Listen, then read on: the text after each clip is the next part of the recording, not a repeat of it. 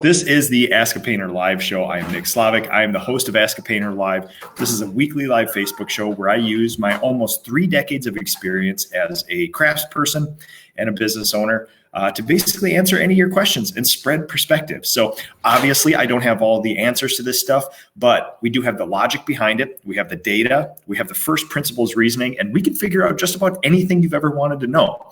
Today is a very, very special show. This feels like a no-duh topic, simplicity, but it is the hallmark of everything I've tried to do. It is my internal ethos. It is, honestly, I don't read a lot of business books. I think most of them are kind of greasy and weird and bolstery and stuff like that. But one very interesting thing you will see in most business books mentioned and emphasized is simplicity.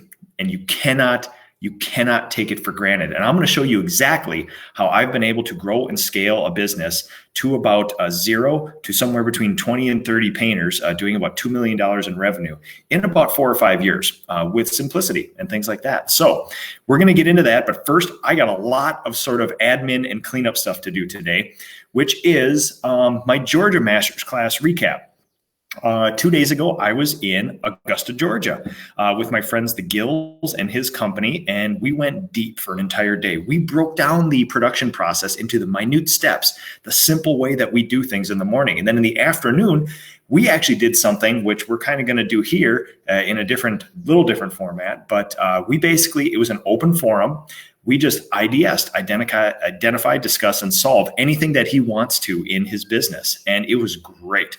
I love problem solving. I love when somebody brings me a problem and I can attack it with first principles reasoning, test some things out, constant reiterate, fail, learn from it, start again, do stuff like that. So thank you to the Gills. I had dinner at his family's dining room table the night before. Awesome family, awesome people, and a lot of great people in that business. I'm really looking forward to following along with them and seeing how they're doing. So the PCA, again, if you like Ask a Painter, there's a whole pile of people who are just like me in the PCA initiative that Mr. Paris and I are going to be embarking on in the next bunch of years, along with all the other initiatives that the PCA is doing, is the professionalization of this industry. Simplicity is a hallmark of a professionalized company. Good, established, mature companies are not ultimately complex. They only add complexity wherever they need it to be. So if you like me, if you like the people who watch this show, if this is a dog whistle to you, if this speaks to you, there are so many people who are way better at this than I am in the PCA. I would urge you to start going to some events. Those events are as follows. So master's classes. I have a couple master's classes coming up in the immediate future here. Next week, I will be in Pennsylvania. David from Facebook, we'll see you there. Looking forward to it a lot. My good friend Corey Leister is hosting me at her training facility, at her classroom, and it is going to be an awesome day of knowledge sharing. One of the master's classes that is super cool we're going to do in the afternoon is a whole master's class on industry myths. So I have a lot of experience. I have a lot of data. And we sort of break down some of the knee-jerk reactions in the industry, and we sort of either prove or disprove them. So it's kind of a fun thing to do. I also have one in San Rafael, California, hosted by my good friend John Busick of Bob Kunst Painting. So we're kind of in that Bay Area, San Francisco, San Rafael. I'll likely get together with good friend Dan Ross, who you guys all know and love. And I would love to see you guys out there. It's going to be an awesome time. Now, those are the master's classes that are immediately coming up in the future. We have some more. Surf Prep is going to be hosting one too. So look forward to more details on that. We also have a Minnesota master's class, July 30th, right here. So if you are within earshot, driving shot, bicycling shot of the Minneapolis area here, July 30th, there is going to be a Minnesota master's class on my home turf here, supported by Sherwin-Williams. So I am really, really looking forward to that. It also makes me a little more nervous than normal because not only are you guys all my peers, these are my peers that I see. I see their vans on the road. So that data has got to be sharp. There can be no cracks in that facade over there. I want to give them good information. And we know, because we know each other, we get together regularly. It's an interesting group of people. That industry group of people is called Gomp, Gathering of Minnesota Painters. And Jason Paris and I sort of facilitate it here, but it's a member-driven thing. We actually have members drive the content of the meetings. We're sort of the Silicon Valley of paint sprayer manufacturers here. We have Titan, Graco, and Wagner world headquarters about an hour from here. Right there. And they are good hosts. We have Hirschfield's, which is a 4th-generation family paint company who hosts us as well. And we have our beloved Sherwin-Williams, who has always been a supporter of what we do, that hosts us. So Phil Klein, here we go. And Iowa as well. So, all right, folks, let's see here. What was the Central Florida class again? So yes, more to follow in that. Once things are solidified, I have links in the show notes for every single one of these groups and master's classes and get-togethers and stuff like that. So again, all you IGers, Instagrammers, go to Facebook. I got all the show notes in there with links to where you can find these groups, these classes, everything else. Also, a really cool event coming up for the PCA is something called AST, Advanced Shop Talk. This is the residential forum. It's an offshoot of the PCA, high-level residential contractors. In August, they're all getting together in San Antonio. Normally, I believe this group is between 75 and 100, 150 contractors, somewhere in there. And it is member contractors presenting data, reason, experience, numbers, best practices from their actual business in real time to the entire group. Sadly, I already had my family vacation planned for this time, but I am going to be sending Estimator Andy. So if you guys want to meet Andy, hang out in San Antonio with some of the best contractors ever, Estimator Andy is legitimately a world-class estimator. He is a thoughtful, deep thinking individual, and he will be there to share knowledge as well for my business. He is representing the entire NSPRC business down there, and I know he's going to do an awesome job. So, all right, let's see what else we got. That's a lot of bookkeeping and a lot of admin right at the start here, but I want to get into simplicity. And always between Facebook and Instagram, any questions, any comments, whatever you got. If you guys just want to talk about ladders and stuff like that, let's do that too. So, otherwise, all right, so we're going to, let me make sure we're not missing anything here. All right, so we're going to jump into simplicity. Now, when I travel around and do master's classes, when I give lectures, when I get together with groups, what I never do is make a judgment call on the size of somebody's business. The universal principles of business apply to the single owner operator who never plans to hire an employee in their life. And it also applies to the largest corporations ever. There are universal humanistic business principles, things that I was first introduced to in college, that I keep getting introduced to with Traction and other businesses that as I get mentored. An overarching principle of everything. I love deep-seated truths. A truth is simplicity. Now, I understand that this doesn't come natural to everybody. Some people like to make things infinitely complex. I know contractors who create systems and processes out of interconnecting 17 apps, and so that they talk to each other. That's infinitely complex. I don't like that. A cheat code for me, my natural tendency is to break things down into something so simple that I feel it in the middle of my body. I cannot help but do it. And it is so just, it's absolute on its face. It's hard to argue with. It's just a simple, honest truth. And it's something that you can say, if I do this, there's a very high likelihood that I'm going to get a win or get less friction. So I have prepared for you guys a PowerPoint presentation. So let's get in here. I am going to share my screen.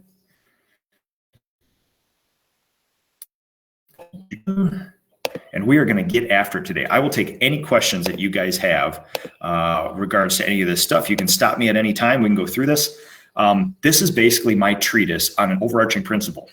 This touches every single part of your business. Whether you're talking about choosing a paint, whether you're talking about hiring a person, promoting a person, whether you're talking about scheduling, simplicity is a hallmark of every single thing. And I would urge you, there's a lot of times when I get into a business, I find two bookends of things. I find the extremes, which is there's no system. It's not simple because it doesn't exist, or it's so infinitely complex that somebody can't comply with it. So I'm basically going to walk you guys through a treatise on simplicity today. The goal. The goal of simplicity. Why do all this stuff? Why make things simple? People will comply with simple systems. And you want people to focus on the client and the craft. Now, if you have an infinitely complex system, it may be perfect, but if nobody complies with it, it is useless. Also, remember, one of the greatest sort of maxims, there's a lot of this sort of like business maxim stuff that I feel is kind of greasy and weird and I don't like. There's also a lot of stuff that's really good. And simplicity is an engineering principle. Simplicity is always better. Also, one thing that I love to cling to is perfection standing in the way of really good. I see head trash and limiting beliefs and excuses all over the painter internet about, I've been working on my standard operating procedures for 9 months. They're just not perfect. And then they never do them. And then they go away. Then they get frustrated. Then they go back to the thing that they were doing, which is everything's in their head. They're yelling at employees. There's resentment, passive aggressive stuff like that. Do not let perfection stand in the way of really, really, really good. I believe nothing is perfect. It is theoretically impossible. Like when we were taught in science class in middle school, there's that theoretical temperature absolute zero, which is the coldest temperature on Earth or in existence, where all molecules cease to move and exist. Theoretically, it's impossible, right? It's impossible. I believe pure perfection is impossible as well too. So what I do, I get something out there 80%. That's a baseline in my business. If something is 80% cooked, let's get it out there and try it, because we're going to spend so much time. We're going to have diminishing returns if we spend that much more time to improve it before we try it. I'm a doer. I'm just like, hey, if I don't know how to reach this portion of the house, I just put the first ladder I have up, put it up there, get up there, see what you can do. 90% of the stuff can probably get done. Maybe you got to grab another one, but you're not sitting there planning and measuring and all this other stuff. I'm a doer. I think that's a superpower in that stuff. So we want our people to concentrate. This is a humanistic business. We want our people to focus on the client's experience and their experience in the company. We want our employees, our apprentices, our craftspeople to improve the craft so that they can get paid more, so they can enjoy this more, so they're less worried about their job. Better craft equals a better client experience. That's what we want them to focus on here. So, all right, let's see here. Oh man, thank you so much, Francosi. Benefits. It's going to be easier to grow. One of the reasons we've been able to grow and scale as fast as we can, and that I've been able to delegate and offload and elevate some of the things that I do, is because of simplicity. There's just simple things that we know work every time. We have the data. We've failed. We've learned from it, and we've reiterated very quickly. That cycle of reiteration, that failure iteration, we do very well here. There's less to worry about, honestly. And then again, that awesome hallmark, perfection versus really good. I will take 80% over 100% anytime, knowing that over the next couple of years, we'll improve it probably to 95, 98%, give or take. All right. Everything starts with vision. I'm going to hit all the parts of my business and give you some examples of how simplicity can affect everything. Now, vision is a tough one. Every company must have a vision, right? And it must have a visionary. Visionary is kind of a dirty word for me. It's kind of a creepy sort of word like that. Calling yourself a visionary feels gross, right? But somebody in their job description is going to have the vision of the company. Now, you can call it future planning. You can call it strategery. You can call it whatever you want, but somebody has to lay out the plan for the future. It has to be simple. It has to be digestible. It has to be disseminated to everybody in your organization. It has to be understood. Now, if you start talking about, we're going to form a holdings company and there's going to be a profit sharing, this and that, we're going to base it on gross income and EBITDA and all this other stuff, a lot of people's eyes roll back in their head.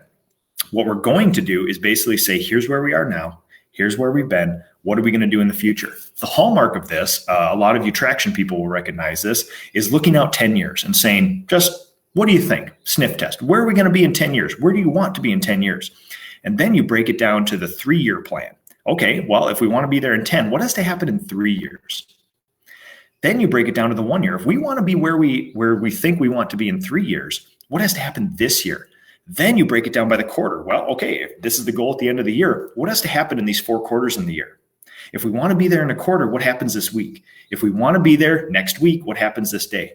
This one practice has opened my eyes to more than anything else in the industry. When I was introduced to the book Traction, this one takeaway was basically the only thing I thought about for the next year. I love that idea of, here's this thing out there, break it down to today. What happens today? Because these goals can sometimes feel crazy, right? They can say, well, how are we possibly ever going to do that? It feels impossible. Lots of things have to happen between now and then. I love breaking things down into, okay, if we believe that's true for first principles reasoning, we can do this. We have time, we have money, we have people, we have the will to do it. What has to happen today in order to get that? And when you actually break it down to the day, a simple goal, it's actually not that much. I do this with painters all the time where they say, hey, I want to make $80,000 a year as a painter. They're good. If you break that down to a day, all you got to do is about $800 of revenue a day. You can say, well, that seems like a lot of money. Unless you can sell a bedroom repaint for $400 and you can paint 2 of those in a day. Now, all of a sudden, all you got to do is paint 2 bedrooms a day for the entire year. You have now taken home $80,000. When you break it down like that, now it's like, yeah, I get it now.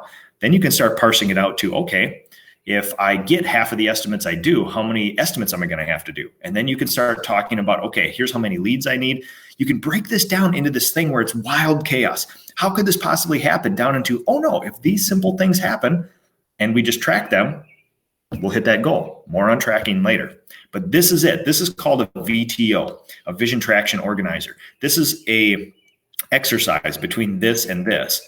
This is sort of the black and white sort of traction version like that. I make it color coded and throw in an org chart just so I can help understand it a little better. But this is an exercise. It helps you create your core values in your company. It helps you base some metrics on those. It helps you come up with a 10-year vision, and it helps you break it down to what needs to happen today in order for that stuff to happen. It is a beautiful exercise, people.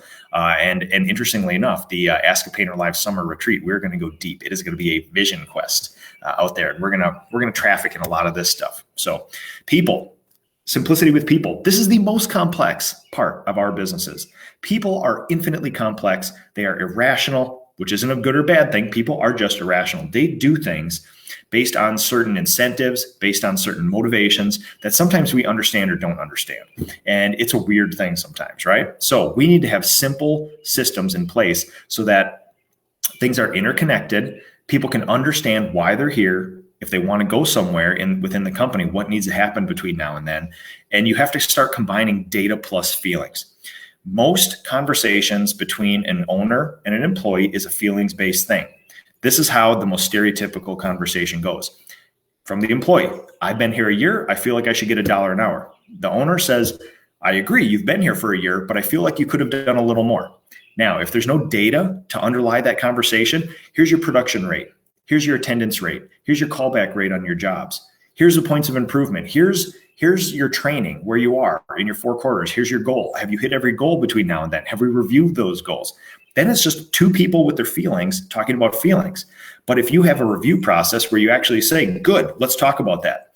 Based on the pay scale that you agreed to when we were here, here's the standards that you have to hit all the budgets on your jobs. You have to be here, no less than 2 weeks off a year. There's uniform standards, there's, all core value standards, things like that. Now you can have a database discussion, not so that you can not give people raises and not so that you can fire people, so that you can train them and coach them to make sure they hit those goals every 3 months in your company and do that. So you don't have there's always going to be feelings-based discussions in businesses. I'm not a robot. They aren't either, and we're not going to get rid of them. But very important that we also underlay a little bit of data in there to reason and have an objective conversation as much as we can. So with people, there's a very simple way to evaluate people in your company. Are they the right person? Is it the right seat? Do they get it? Do they want it? Do they have the capacity for it? Now, within that, it's infinitely complex. And what you want to do is have a rating system where it's sort of one of these. Are they the right person? Yes. Is it the right seat? Yes. Do they get it? Yes. Do they want it? Well, maybe not. Do they have the capacity for it? Yes, I believe they do. You want simple things like that so that you can have a discussion based on those things. Now, also what you want to do in your business, one of the things that Traction introduced me to was the idea of actually using core values. Core values is not a new thing, right? When I was going through college, the type of education I got basically trained me to be a mid-level corporate manager, give or take. It wasn't that robust. It was fine. It was just a general business degree. But the things that grossed me out were mission statements, core values, all that other stuff because they were generic, they were bland. People put them on a crappy poster that looked like it was made from the 80s, and they put it in their lobby, and then it was just lip service. Everybody's single mission statement: we want to turn out good things, we want to do good service, we want to take care of our clients, we want to have happy employees. It's all BS. It wasn't connected to anything. What Traction taught me was find core values that are actually unique to you and then tie them to something in the company. My 5 core values are on Facebook right now. Number 1, gain and maintain trust. To me, this is it. If we only had one core value, which would actually be kind of an interesting thing. Now that I think about it, that'd be kind of fun to have only one core value in a company, trust, which is awesome. That can encompass just about everything, but gain and maintain trust. You need to gain the trust, not only of the company and the people in it, but of our clients. And then you need to maintain that trust. Constant improvement. We are a training company. We operate under the decent human being principle. We need to constantly improve. Quality always wins. If you have a choice to get it done or get it done well, you will always get it done well. Discipline equals freedom. So following the SOPs, following the systems, following the processes, it may feel robotic, but in the end, you'll have more time, more money at the end of it. And then produce. Never forget, we are a manual labor trades company that turns out a product based on our effort. We need to produce. We need to put a little sweat on the brow.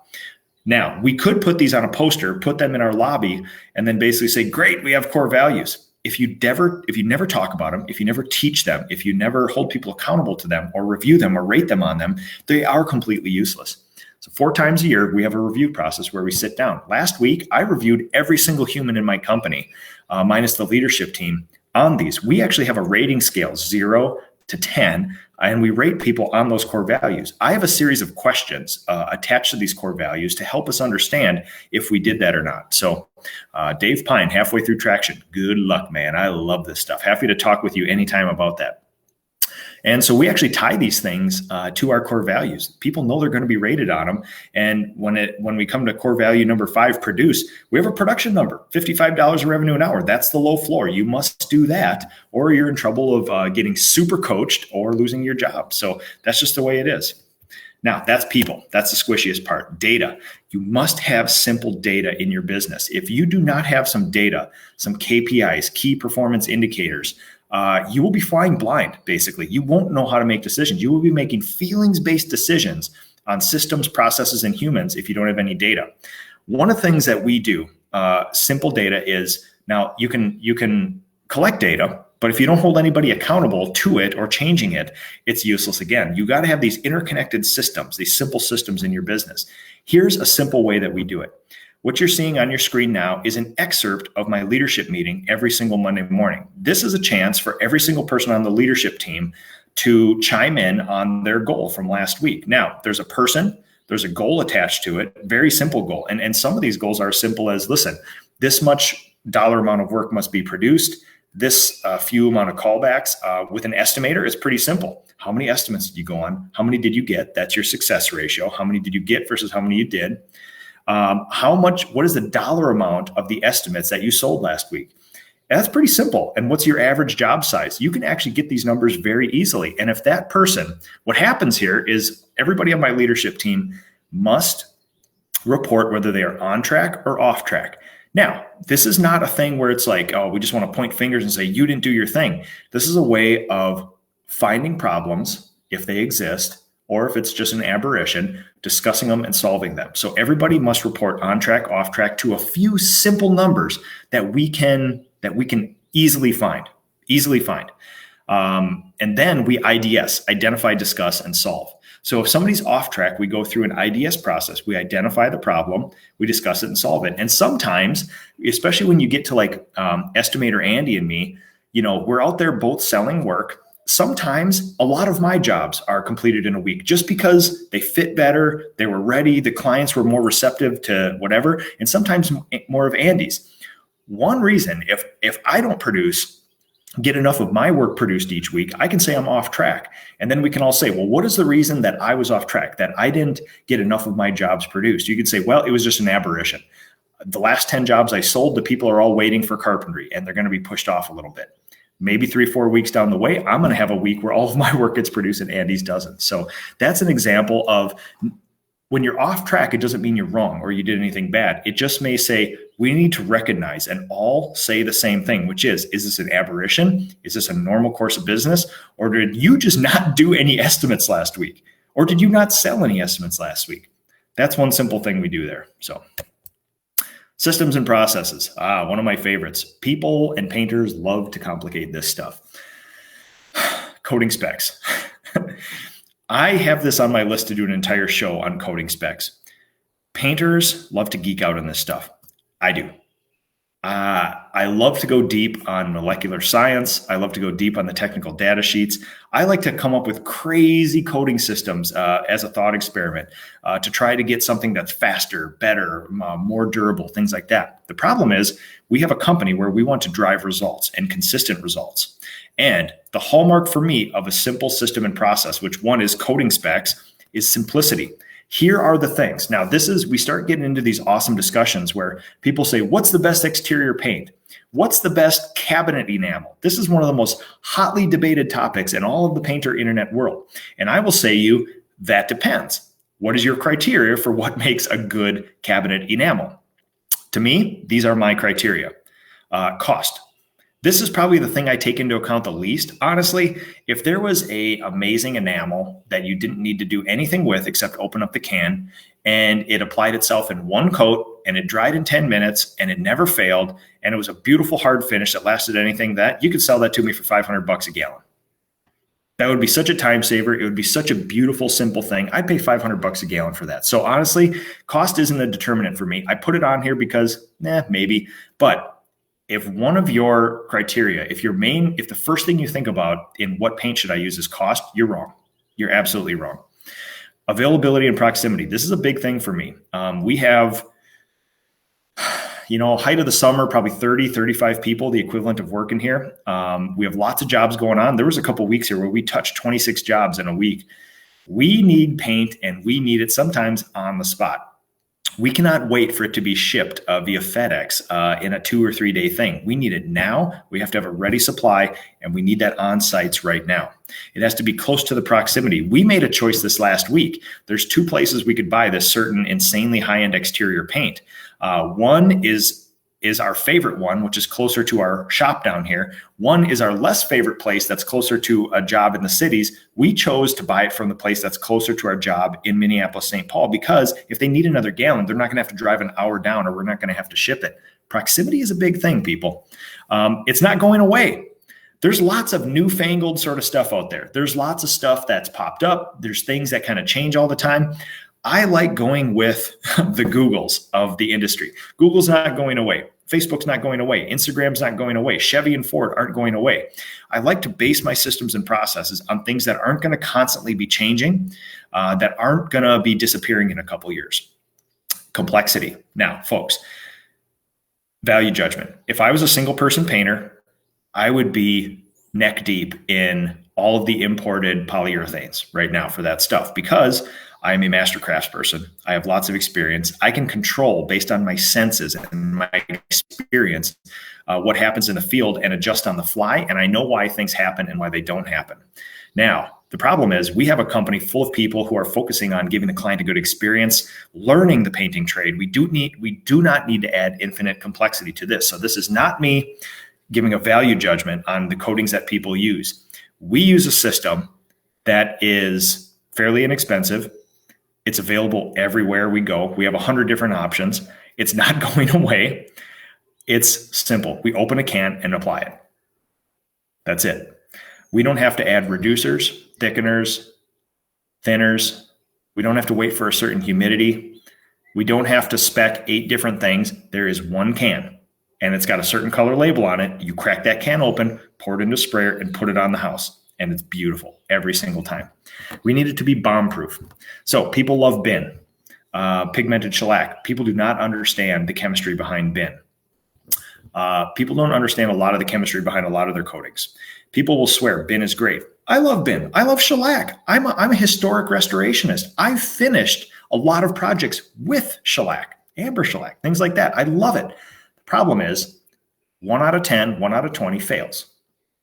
It just is what it is. I get people saying bin is the best product ever.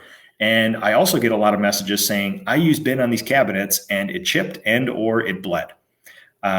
With the process we use, oil primer, 0 failures in over a decade. We have never had anything chip. We have never had anything bleed. It just is what it is. It's just a bomb-proof system. I do not want to send my beautiful, young, happy, decent human beings out into the field and they do everything right and still something fails. That is not a thing that I will ever do to my people. So as the master craftsman of my company, I pick coding systems and processes and spec certain products to make sure that they're set up for a win every time. Now, the interesting thing that I want people to understand is that me or estimator Andy, who's a master craftsman himself, can probably go out in the field and on a scale of 0, which is a horrible job, and 100, which is theoretically perfect, impossible. Estimator Andy and I can probably do 95 to 98. Most of my people, because I have 30 years, Andy's got a whole bunch of years in this too. Most of my people can do probably 90, somewhere between 80 and 90. The thing that you guys need to know is that based on the client's expectations, they're only looking for 70 or 75. So I will say this. I spec products that exceed the client's expectations, that exceed the lifespan that they wanted for it, that exceed the beauty that's there. At some point, going way beyond that, they may not find any value in that. Also going way beyond that with infinitely complex coatings, you may enter into a scenario where one of them fails. That's not a conversation that I want to have with a client. They do not care about the added durability, the added complexity of that product or where it came from if their cabinets all crackle or fail. It is what it is. We did an estimate on a whole house trim repaint a couple weeks ago where it was done a couple weeks ago, infinitely complex coating system, and it is peeling off in sheets inside a house in trim weeks later. Never happened to us. So not a value judgment. I'm just telling you how simple and my interconnected systems work together like that. One thing that almost nobody takes into account is a relationship. I have a great relationship with my suppliers here, and you do get certain perks. I like working with somebody I have a good relationship with. I do not do one of those things where, hey, this store over here, you can get it for $1 less. I don't care. I would much rather have a relationship where you can tap that person for advice. You can work together collaboratively. There's so many things, intangible benefits of a relationship like that. And I've been blessed with an amazing relationship with my suppliers here. All right, basic processes. So again, had this awesome discussion with somebody this last week where they said, hey, I got the advice that I should find a niche, an ultra fine niche, do this one thing. Let's just call it entry door refinishing. I'm only going to do that because based on all business principles and things that you learn in college, you're supposed to find one very specific thing, specialize in it so you can maximize efficiency and then go forward. Now, there is another principle if you follow any economics called mass customization, which is you can go on Nike's website right now and you can order a custom pair of shoes. Now, what that shoe isn't, every piece is not custom. You can customize some things on it. The baseline of a Nike Air Force One is there. You can change the swoosh symbol, the laces, some of the colors, some of the layouts, but all those pieces are still the same. They're just Lego pieces that they add on top. You can't ask for a custom pattern on the sole. You can't, but you can change the color of the swoosh sign. In my business, I'm a practitioner of mass customization, which is we have about 3 different things we do that apply to about 15 different types of projects. So people think they see us on industrial projects, commercial projects. We're doing gold leaf. We're doing historic restoration. We're doing wall painting, whole house trim, cabinets, popcorn removal, carpentry, all this other stuff. There is an underlying super unsatisfying simplicity to all that stuff. When you look at what we do, there's 3 basic parts of every single thing we do. They're right on the screen here on Facebook. Number 1, if there's a failed coating, we need to get rid of it to make sure our coatings look good and last a long time. Number 2, we got to make sure our coatings stick and that nothing from underneath the coating affects the coating above it. And number 3, apply something that has color and or durability. You can apply that to carpentry. You can apply that to drywall. You can apply that to painting. You can apply that to a powder room wall repaint. You can apply that to kitchen cabinets. You can apply that to historic restoration.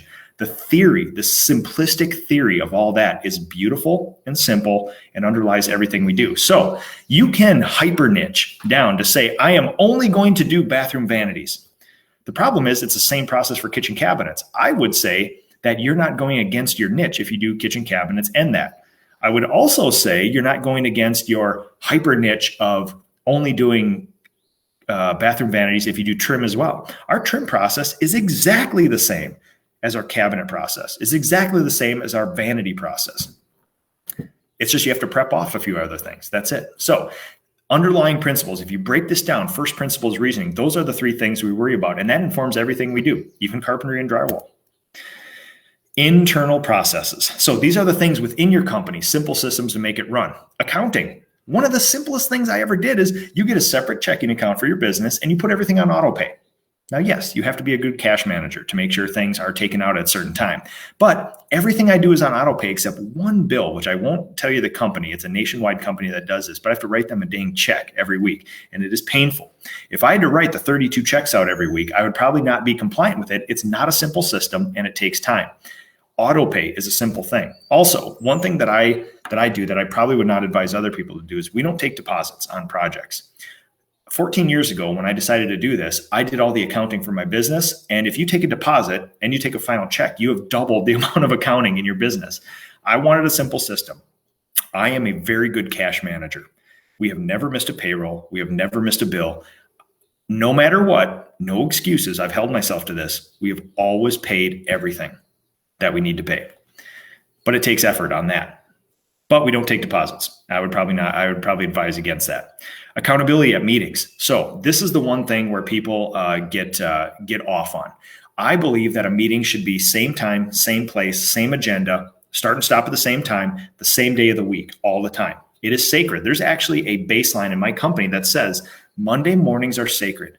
Leadership team will meet at my office at a certain time. There is no other options. You will be there. Yes, but a job has to kick off. Yes, a client has a question. Yes, paint.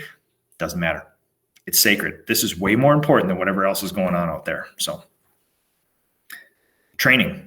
We have simple training in the company. You think, oh my God, Nick, you do historic restorations. How do you train people on that? Remember those three principles? Get rid of something bad. Make sure something doesn't come through, adhesion and blocking, and then put on something that's got color and or durability. It's the same thing. When we train people in the prep process, we train them hard in wall painting, which is the majority of what we do in our business, if you look at it by revenue numbers, and we train them in cabinet prep. We don't even need them to learn how to do a sprayer yet. The prep is everything. So for our 2-week apprenticeship 2.0 program, we basically do circuit training between wall prep and painting and cabinet prep. And they get some other things. Yes, they get safety trained and other stuff, but that's legitimately 70 to 80% of our entire business. So why not just train to that? The people who get that stuff and get our core values will eventually get all these exterior processes. It's not the end of the world. But what we don't do is then a week on decks and a week on historic restoration and a week on basic exterior painting and all this other stuff, because other things will get picked up. Don't let perfect stand in the way of really good. If I wanted perfect, I would take 1 year of somebody and never let them touch a field or a crew and train them there. But the problem is I could probably get better results if you give me 2 weeks in my training facility and then send them out to the field for real world experience and mentorship from one of my trusted craftspeople. Tools and supplies. So think about this as the same as coatings. I had a great discussion in Georgia with Gil and his people, Brushstrokes Quality Painting. We have one tape, basically, in my company. We have one interior brush. We basically have 1 or 2 spray tips, give or take. We have kind of one type of sprayer. We have 2 types of drop cloths. We have a couple types of ladders.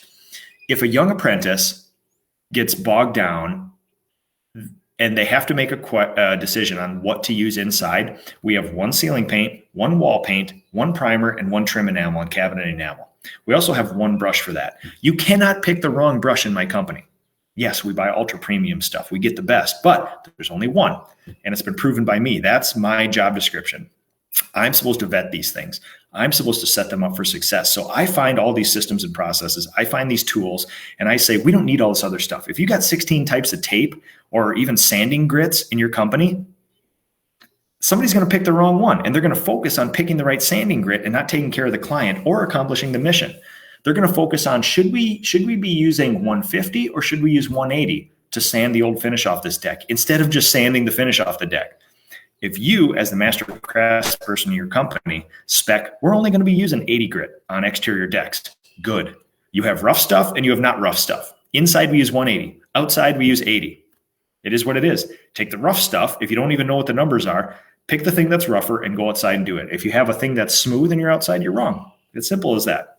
And then pay and promotion. So very tiny little sheet on the screen there. But basically, you have to simplify this stuff too. You have to show people what it looks like in your company to proceed and kind of move through those paces and stuff like that. So external processes. So these are, for us in its simplest form is estimating and production. In estimating, that's all external facing. That's basically how we first interact with clients out there. Must be a simple system. Estimator Andy and I are awesome practitioners of this, where we truly both believe that, yes, you can have a 3,000 line spreadsheet where you type in every single piece of data from that thing. It can take you an entire day to do an exterior estimate, but it will be perfect. The problem is, Andy and I know that we're probably only going to get 30 to 50% of our estimates anyway. So let's figure out a way that between a half an hour and an hour, we can have an estimate on site for somebody and discuss it with them on site. What we maybe lack in complexity, we gain in simplicity for the client, which is we're at their house, we made this appointment, we can give you the price for this job, and we can also answer any of your questions. From the client's point of view, that is way more valuable than you coming to them and saying, 3 weeks from now, I'm going to hand you the perfect estimate. They don't care. They're going to find somebody between now and then to do it. Now, what I don't want you to think is that because we do a one-page estimate and a one-page thing in the back and nothing else, that it's a dumb way of doing things. We have a data set that is deep and rich. We have mined this data to come up with a few simple truths. When I taught estimator Andy my estimating ways, he's an awesome estimator. He ran his own business for more than a decade.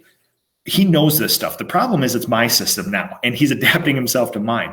So what I did is something I'm very proud of, and it's very effective, is I made the equivalent of a children's book for estimating. And it's not because Andy can't comprehend it. It's because I wanted to take my whole world of this crazy data set I have and boil it down to a few things. So honestly, we have about 6 or 8 different pictures of houses, the square foot attached to them and the price attached to them. And legitimately, anybody could take that book and get 90 to 95% close to a true price for that house based on market price in my area in about 2 minutes by pointing to a picture of the house that it is and assigning a price and then going a little up for complexity, a little down for simplicity, things like that. So, all right, we'll get to some, production too. So there's with the external facing stuff, we actually have a series of stock emails that we send out, our production team, so that we get the same results every time.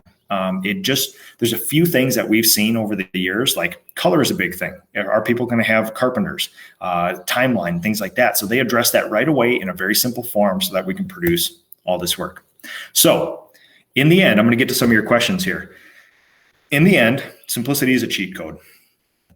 I see people use complexity and perfection as an excuse because they don't want to just get out there and do stuff and they don't want to fail. I would argue you should fail a lot, but you have to earn or learn. You either earn from that mistake or you learn from it, never to repeat it again. Write it down, create a system around it. It's going to create efficiencies for you if it's simple.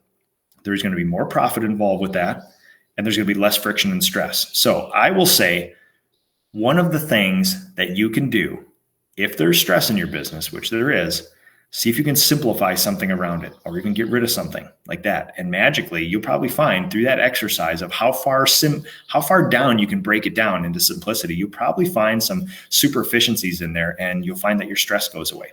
Also, it will cause alignment. If people understand the vision of where your company's going, their comp plan, what they're held accountability to, their key performance indicators, and you connect those together. The painters are reliant on the production. The production is reliant on the estimator. The estimator is reliant on the owner. The owner is reliant on the painter, who's reliant on the production team.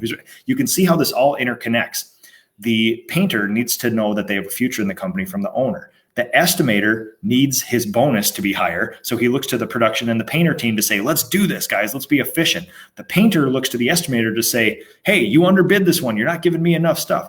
If all those are interconnected, it works very beautifully. How you get this this non-interconnection is if you incentivize somebody, like if you incentivize your production team and your painters based on the quality of jobs and the profitability of jobs, but you bonus your estimator based on just the amount of work he sells, not whether it's good work or good gross profit or bad gross profit. that is not an aligned goal. And he may fire sale a whole bunch of work that's not profitable. His numbers go up, but everybody's numbers under him go down because there's no way they can produce that work at that rate. So you need to have these goals interaligned like that.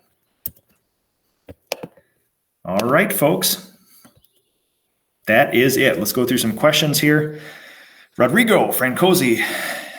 If anyone that manufactures paint missed the $500 opportunity, you're not doing your job. I've been screaming that for over a decade. If you can find me a water-based primer that is guaranteed to block stains, will stick to everything, and I can get anywhere, I'd pay $300 a gallon for that primer. If I could do trim, cabinets, exterior, interior, metal, fiberglass, plastic, glass, tile, everything like that, and it never failed, you could charge a hell of a lot of money for that product right there. Michael Hornby, how's it going? Rodrigo Campos, hey Nick, do you do a 2 to 3 training with all your master's classes? So no, not necessarily. Most of my master's classes are 1-day events, give or take. I can do them in as little as, somewhere between 2 and 4 hours. But if people are going to take a day to do this, I usually like to throw in 2 master's classes. So Rodrigo, typically how a master's class event goes is from 8 to 9 in the morning, usually on a Thursday or a Friday. We have a little light breakfast and a social time where a whole bunch of contractors get together and we talk and discuss and do a whole bunch of fun stuff like that. At 9 o'clock, I usually kick it off with master's class number 1 for the day. That's usually somewhere between 2 and 3 hours. We have a lunch where we keep kind of socializing, discussing. And then usually between like 1:30 and 3:30, I do master's class number 2. And then we socialize for about another hour, hour and a half, because we love to decompress and stuff like that. So that's normally how the days go. And I like to get people out of there so they can beat traffic and what like that. So Seth, really appreciate what you're doing these. Absolutely, man. Happy to do it. So this is a resource like which I would have liked to have about 14 years ago. The one thing I want you guys to know is that legitimately, we're all going to do better when we all do better. This industry is the Wild West. We need to raise the standards of everything. Jason Paris and I are embarking on a huge initiative to basically bring professionalization to all of the trades. Now, this does not mean that you have to be a multi-million-dollar holdings company like this. It can mean, in its simplest single owner operator, I have the data to prove that you're probably leaving 100% more money on the table than what you're doing right now. You're providing so much value to your clients that you can say, yes, I'm happy with the money I'm making. Yes, I'm doing this. And I will say you could probably double that and still have happy clients and still have a full schedule and all that other stuff. When you have a database discussion like that, it's a much better discussion than a feelings-based discussion. Risk in running a business.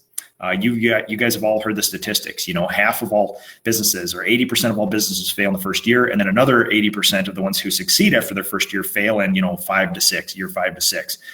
There's a ton of risk here. Most paint business owners make $43,000 a year, which is less than almost all my employees, give or take. Most paint businesses go out of business every 1 to 3 years. That is proof that they're basically pricing themselves out of business because they're not taking into account all the risk. If you're a paint business owner and you are making anything less, a single owner operator, if you're producing anything less than $75 to $100 of revenue an hour, you're probably underpricing yourself consistently. And you're going to put some added stress on your life. So thank you so much for watching, everybody. I do appreciate this. I got tons of links and show notes there for you guys about the Gathering Minnesota Painters, the master's classes, the PCA AST, the residential forum, which Estimator Andy will be there. I would love for you guys to meet him, have an IPA with Estimator Andy. He's one of the greatest humans on earth. I just love this guy. Also, there is the PCA Expo coming up this next winter. They just put out a call for speakers. Hopefully I make the cut this year. That'd be fun to do, but we'll see you guys there. That's the big one. That's 500 to 1,000 people showing up for that one. Yes, master's classes, Gathering of Minnesota Painters. I think we got it all. Thank you, guys. I really do appreciate this. I appreciate you giving up a little bit of Saturday morning, but I believe this is worth it because I catch a lot of you guys when we're all not working and all not painting. So, all right, everybody, I appreciate this. I appreciate you looking on. I would challenge you to see how simple you can make a business, and we'll talk to you next week.